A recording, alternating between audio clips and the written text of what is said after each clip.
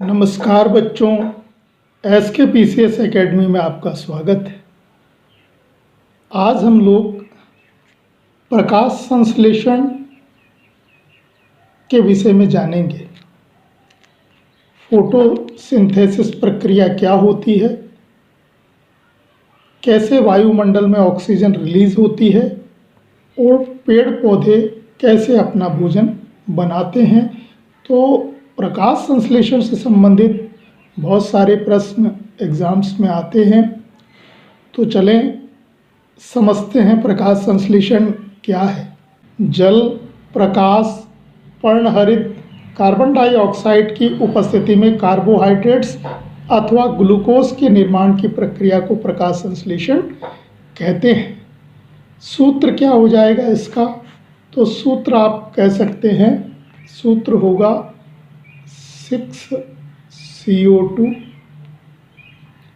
6CO2 plus 12H2O is equal to C6H12O6 plus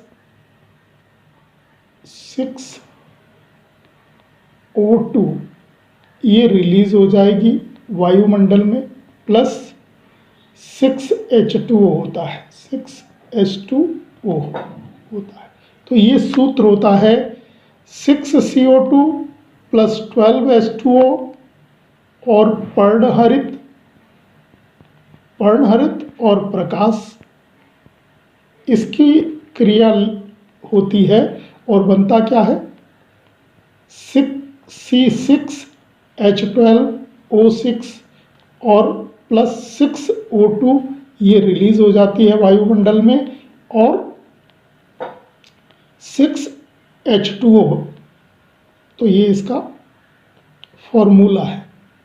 दूसरी बात ध्यान रखेंगे, प्रकाश संश्लेषण केवल दृश्य प्रकाश में ही होता है या दृश्य वर्ण में ही होता है। इसमें वर्णन लिख दिया गया है, प्रकाश संश्लेषण केवल दृश्य वर्ण में ही होता है। दृश्य वर्ण बेनी आह पीनाला, या इसी को कहेंगे आप विबग्योर।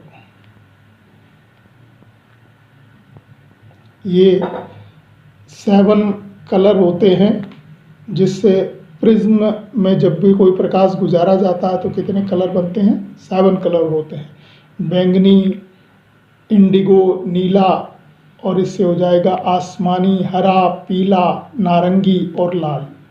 तो प्रकाश संश्लेषण केवल दृश्य वर्ण में ही होता है। प्रकाश संश्लेषण की क्रिया सबसे कम बैंगनी रंग में होती है और प्रकाश संश्लेषण की क्रिया सबसे ज़्यादा लाल रंग में होती है। तो दूसरी बात ध्यान ये हो गई आपको कि प्रकाश संश्लेषण की क्रिया जो है वो 7 रंगों में सबसे कम होती है बैंगनी रंग में और सबसे ज़्यादा होती है लाल प्रकाश में। तीसरी बात ध्यान रखेंगे, कार्बन डाइऑक्साइड ये वातावरण में कितनी पाई जाती है, 0.03%। अगर हम अपने पृथ्वी के चारों तरफ, ये मान लो अर्थ है, तो पृथ्वी के चारों तरफ एक क्या है, वायुमंडल है। और वायुमंडल में अगर हम गैसों का क्रम देखें तो सबसे ज़्यादा गैसें कौन सी होती हैं, 78% होती है नाइट्रोजन और लगभग 21% होती है ऑक्सीजन। तो नाइट्रोजन सबसे ज़्यादा 78%, ऑक्सीजन 21%, ये दोनों मिलाकर कितनी हो जाती हैं, 99% हो जाती हैं। बचती है 1%, तो 1% में कार्बन डाइऑक्साइड कितनी होती है, 0.03%। और पानी में कार्बन डाइऑक्साइड की मात्रा कितनी होती है, तो 0.3% होती है। तो वातावरण में 0.03% और पानी में 0.3% होती है। चौथी बात ध्यान रखेंगे, प्रकाश संश्लेषण एक रासायनिक उपचयन अपचयन यानी ऑक्सीडेशन और रिडक्शन की क्रिया है। जिसमें जल के अणुओं का क्या होता है, अपचयन होकर ऑक्सीजन गैस निकलती है और कार्बन डाइऑक्साइड के अणुओं का अपचयन होकर कार्बोहाइड्रेट्स या कहें ग्लूकोज और शर्करा का निर्माण होता है। अगली बात आप यह ध्यान रखेंगे कि प्रकाश संश्लेषण दो अवस्थाओं में होता है। एक प्रकाश की उपस्थिति में रासायनिक क्रिया होती है और दूसरी प्रकाश की अनुपस्थिति में रासायनिक क्रिया होती है। तो प्रकाश संश्लेषण दो अवस्थाओं में होता है। पहली स्थिति को समझते हैं। प्रकाश की उपस्थिति में हरित लवक के अंदर उपस्थित ग्रेना में यह प्रक्रिया होती है। ग्रेना में क्लोरोफिल नामक पदार्थ होता है। सूर्य के प्रकाश से क्लोरोफिल के इलेक्ट्रॉन उत्तेजित होकर अपनी कक्षा छोड़ देते हैं। जब यह इलेक्ट्रॉन इस ऊर्जा को मुक्त करता है तो एडीपी प्लस आईपी संयुक्त होकर क्या बनाते हैं, एटीपी बनाते हैं, एडिनो ट्राइफॉस्फेट बनाते हैं। उत्तेजित इलेक्ट्रॉन द्वारा जल के अणुओं का हाइड्रोजन व हाइड्रोक्सिल आयनों में अपघटन होता है और ऑक्सीजन वायु में क्या होती है, विमुक्त हो जाती है। इलेक्ट्रॉन वापस क्लोरोफिल में चले जाते हैं। स्पष्ट है कि ऑक्सीजन जो विमुक्त होती है वो किससे होती है, जल से होती है। तो प्रकाश की उपस्थिति में जो रासायनिक क्रिया होती है उसमें वायुमंडल में जो ऑक्सीजन रिलीज होती है वो किससे होती है, जल से होती है। दूसरी चीज, प्रकाश की अनुपस्थिति में रासायनिक क्रिया कैसे होती है। इस क्रिया के लिए प्रकाश की आवश्यकता नहीं होती है। यह क्रिया क्लोरोप्लास्ट के स्ट्रोमा में होती है, क्योंकि इसमें वह एंजाइम भाग लेते हैं जो वातावरण से ली गई कार्बन डाइऑक्साइड का अपचयन करके उसे शर्करा, मंड या स्टार्च आदि में बदल देते हैं। तो प्रकाश की अनुपस्थिति में भी रासायनिक अभिक्रिया होती है फोटोसिंथेसिस की, और प्रकाश की उपस्थिति में भी होती है। जैसे आपको मालूम है पूरी पृथ्वी पर जो थल है वो थल कितना परसेंट है, तो कहेंगे जो थल वाला पार्ट है वो आप कहते हो 29% भाग पर क्या है, थल है, और जल कितने परसेंट भाग पर है, 71% भाग पर जल है। तो 71% भाग पर जो जल है, तो थल से जल की दुनिया बहुत बड़ी है। ये भी ध्यान रखेंगे केल्विन और बेंसन चक्र तथा हेल्मैन चक्र, ये दोनों जो चक्र हैं वो प्रकाश संश्लेषण से ही संबंधित माने जाते हैं। अगले पॉइंट में आप ये भी ध्यान रखेंगे कि पृथ्वी पर कुल प्रकाश संश्लेषण का 90% भाग जलीय पौधे व शैवालों द्वारा होता है। इसमें 85% भाग समुद्र में मुख्यतः शैवालों द्वारा तथा 5% भाग नदी तालाबों आदि में होता है।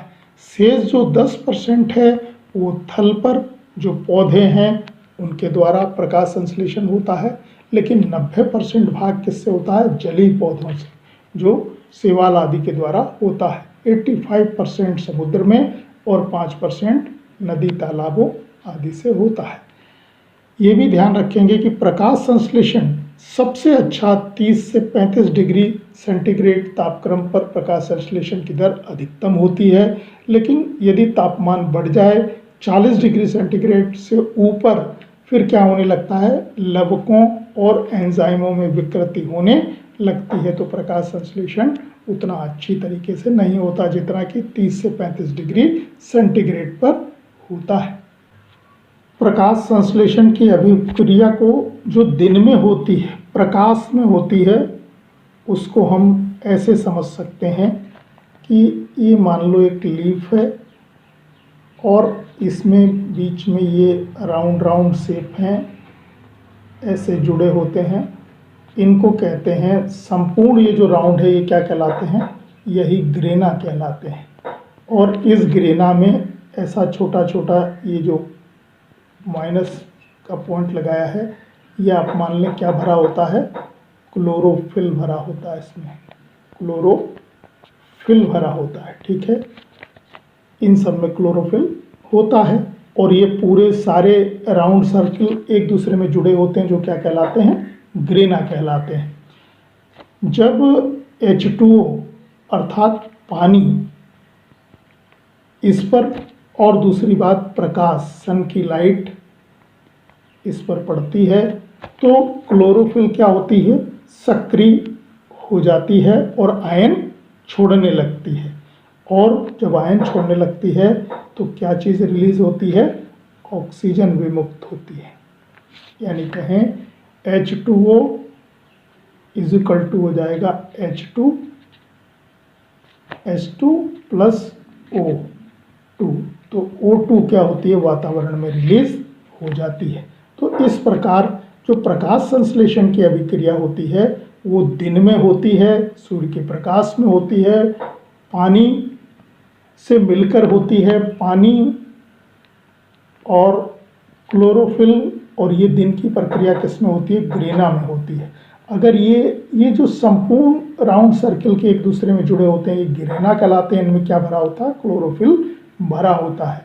लेकिन अगर ग्रेना के एक सर्किल की बात करें तो एक सर्किल क्या कहलाता है, थाइलेकार्ड्स कहलाता है, इसको कहेंगे थाइलेकार्ड्स।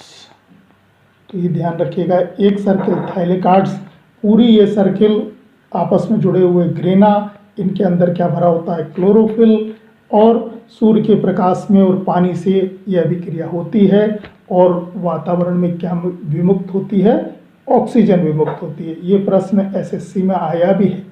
एसएससी के एग्ज़ाम में ये प्रश्न पूछा गया था कि वातावरण में जो ऑक्सीजन रिलीज होती है वो किससे रिलीज होती है, H2O से या CO2 से।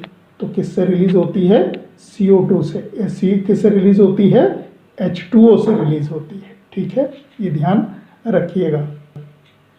और इसमें ये जो छोटे छोटे पॉइंट हैं, इसको आप कह सकते हो कि ये क्या भरा होता है, पर्णहरित भरा होता है। पर्णहरित कह दो, या इसी को कहोगे आप क्लोरोप्लास्ट, या फिर कह सकते हैं हरित लवक।